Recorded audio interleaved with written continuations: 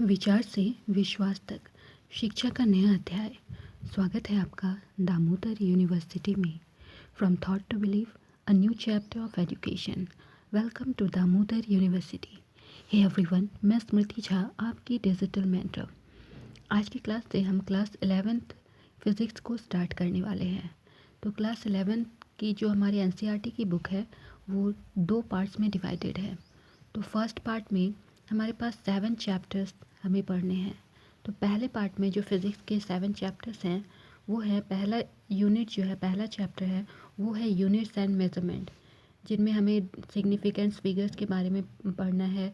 Dimensional किस तरह से किसी भी चीज़ का डायमेंशन हम कैसे निकालते हैं, फिज़िकल क्वांटिटीज़ क्या होती है, डायमेंशनल फार्मूलाज कैसे निकालते हैं, डायमेंशनल इक्वेशंस कैसे हम फाइंड करते हैं, डायमेंशनल जब एनालिसिस करते हैं तो उनके क्या क्या एप्लीकेशंस हैं, इन सभी को हम यूनिट्स एंड मेजरमेंट यानी कि चैप्टर 1 में हम पढ़ेंगे। चैप्टर 2 की बात करें तो चैप्टर 2 हमारा आता है motion in a straight line. तो motion in a straight line में हमें सबसे पहले जानना है कि motion in a straight line होता क्या है, फिर इंस्टेंटेनियस वेलोसिटी क्या होती है, इंस्टेंटेनियस स्पीड क्या होती है, एक्सीलरेशन क्या होता है, काइनेटिक इक्वेशन क्या होता है। तो ये सभी हमें motion in a straight line, जो कि हमारा चैप्टर 2 है, इसमें हमें पढ़ना है। चैप्टर 3 की बात करें तो इसमें आता है मोशन इन अ प्लेन। तो मोशन इन ए प्लेन में हमें स्केलर क्वांटिटीज़, वेक्टर क्वांटिटीज़ के बारे में पढ़ना है। वेक्टर का मल्टीप्लिकेशन कैसे होता है, वेक्टर का एडिशन कैसे होता है, उसको ग्राफिकली कैसे हम लोग रिप्रेजेंट कर सकते हैं, कैसे ग्राफिकली कैसे एडिशन कर सकते हैं वेक्टर्स की। फिर हम लोग देखेंगे रिजोल्यूशन ऑफ वेक्टर, कैसे वेक्टर को हम रिजॉल्व करते हैं। फिर उसके बाद में हम देखेंगे motion in a plane, motion कैसे कांस्टेंट एक्सीलरेशन के साथ कैसे कोई बॉडी मूव करती है। फिर उसमें प्रोजेक्टाइल मोशन को हमें देखना है, कोई भी बॉडी यूनिफॉर्म सर्कुलर मोशन में कैसे मूव करती है, क्या होता है, ये सब चीज़ हम motion in a straight line में पढ़ेंगे। इसके कुछ कुछ टॉपिक्स तो आपने क्लास 10th में भी, एक 9th या 9th क्लास 9th में भी आपने पढ़े होंगे। क्लास चैप्टर 4 में आता है लॉस ऑफ मोशन। ये जो टॉपिक है ये भी क्लास 9th में आपने पढ़ा होगा। तो लॉस ऑफ मोशन में हमें क्या क्या पढ़ना है, सबसे पहले लॉ ऑफ इनर्शिया, ये भी आपने पढ़ा होगा कि कोई भी ऑब्जेक्ट जो है तब तक अपना प्लेस को नहीं छोड़ना चाहती है जब तक उस पर एक्सटर्नल फोर्स अप्लाई ना कर दे। तो ये था लॉ ऑफ इनर्शिया, यहाँ पढ़ना है। फिर न्यूटन्स के जो लॉस है मोशन के, न्यूटन्स के लॉस ऑफ मोशन पढ़ने हैं। न्यूटन के 3 लॉस ऑफ मोशन दिए हुए हैं, first law of motion, second law of motion और थर्ड लॉ ऑफ मोशन, तीनों को इसमें स्टडी करना है। देन इसके बाद में कंजर्वेशन ऑफ मोमेंटम इसी चैप्टर में पढ़ना है। फिर कैसे पार्टिकल्स इक्विलिब्रियम पोजीशंस को कैसे शो करते हैं वो पढ़ना है। फिर सर्कुलर मोशन के बारे में इसमें पढ़ना है। चैप्टर 5 की बात करें तो चैप्टर 5 हमारा है वर्क एनर्जी और पावर। तो इसमें हमें पढ़ना क्या है, सिंपली वर्क एनर्जी थ्योरम पढ़ना है। वर्क क्या होती है, काइनेटिक एनर्जी क्या होती है, उसके बाद में पोटेंशियल एनर्जी क्या होती है, मैकेनिकल एनर्जी क्या होती है, पावर क्या होती है, कॉलिजन क्या किसे कहते हैं। तो ये सब चीज़ें, ये सभी जो कंटेंट है हमारा वर्क एनर्जी और पावर के अंदर हमें पढ़ना है। चैप्टर नंबर 6 की बात करें तो चैप्टर नंबर 6 में आता है system of particles and rotational motion. ये चैप्टर आपके लिए नया होगा, इसके बारे में आपने कभी कुछ नहीं पढ़ा है। तो इसमें सबसे पहले हमें पढ़ना होगा सेंटर ऑफ मास क्या होता है, कोई भी मोशन, सेंटर ऑफ मास का मोशन निकालना है, कैसे निकालेंगे। फिर है linear momentum of A system of particle, linear momentum निकालना है हमें। फिर कैसे दो वेक्टर्स का वेक्टर प्रोडक्ट हम कैसे निकालते हैं, एंगुलर वेलोसिटी क्या होती है, उसके एंगुलर वेलोसिटी का लीनियर वेलोसिटी के साथ में रिलेशन क्या होता है, टॉर्क क्या होता है, एंगुलर मोमेंटम क्या होता है।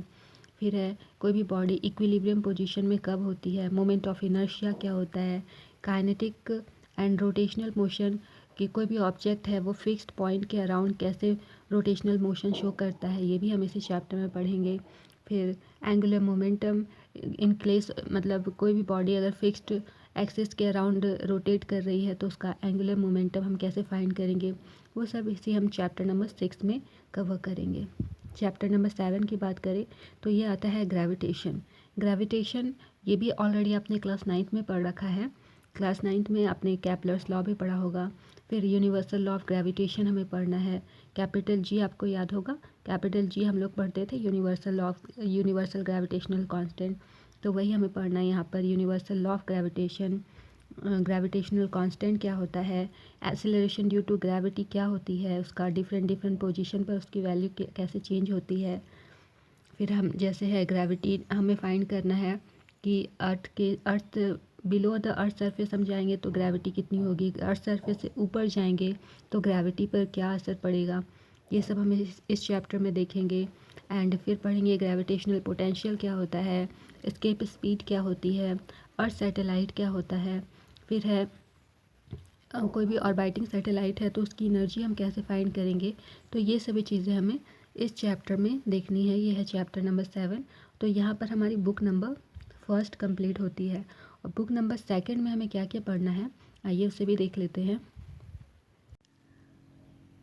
बुक नंबर 7 की अगर हम बात करें तो बुक नंबर 7 में हमें अगेन 7 चैप्टर्स पढ़ने हैं। तो हमारा बुक नंबर 7 में जो चैप्टर नंबर 8 है वो है मैकेनिकल प्रॉपर्टीज़ ऑफ सॉलिड्स।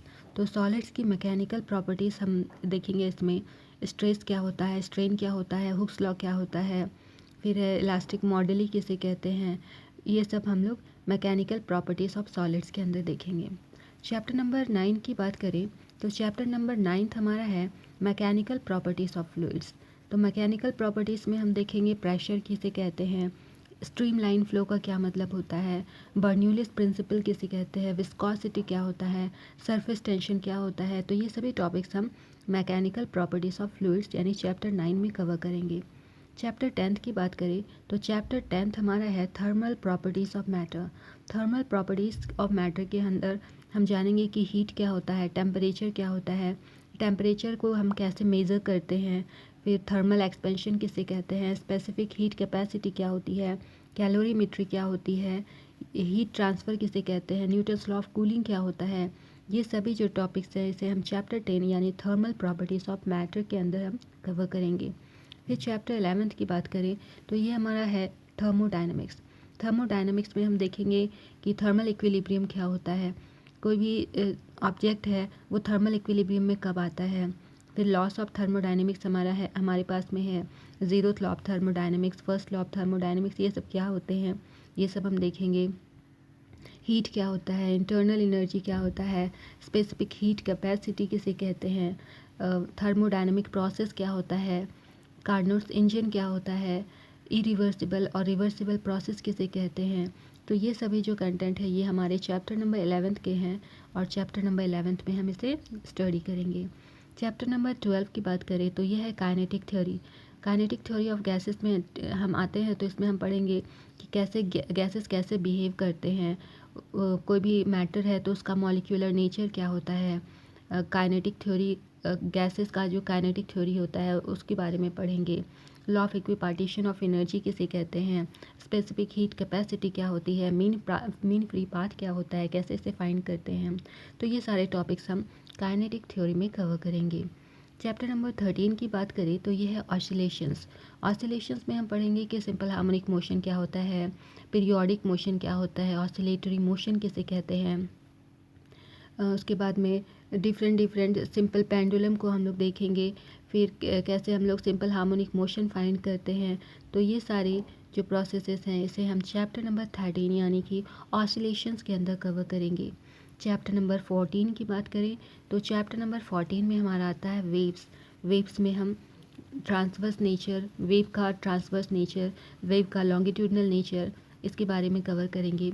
ये इसके बारे में भी थोड़ा बहुत आइडिया होगा आपका। चैप्टर नंबर ये जो चैप्टर है इसको आप क्लास 9th में ऑलरेडी पढ़ चुके हैं तो थोड़ा बहुत आइडिया तो इसके बारे में भी आपको होगा। इसके अलावा इसमें हम क्या पढ़ेंगे, कोई भी वेव है वो ट्रैवल कर रहा है तो उसकी स्पीड फाइंड करनी हम सीखेंगे। फिर है कैसे वेव रिफ्लेक्ट करते हैं, बीट्स क्या होती है, सुपरपोजिशन प्रिंसिपल क्या होता है, ये सभी हम चैप्टर नंबर 14 में कवर करेंगे। और इसी के साथ हमारा जो क्लास 11th है वो कंप्लीट हो जाएगा। तो आज के लिए हमारा ये इंट्रो क्लास था, छोटी सी क्लास थी हमारी। तो मिलते हैं अगली क्लास में अपने नए चैप्टर के साथ में। Thank you for watching the video, see you soon, bye bye.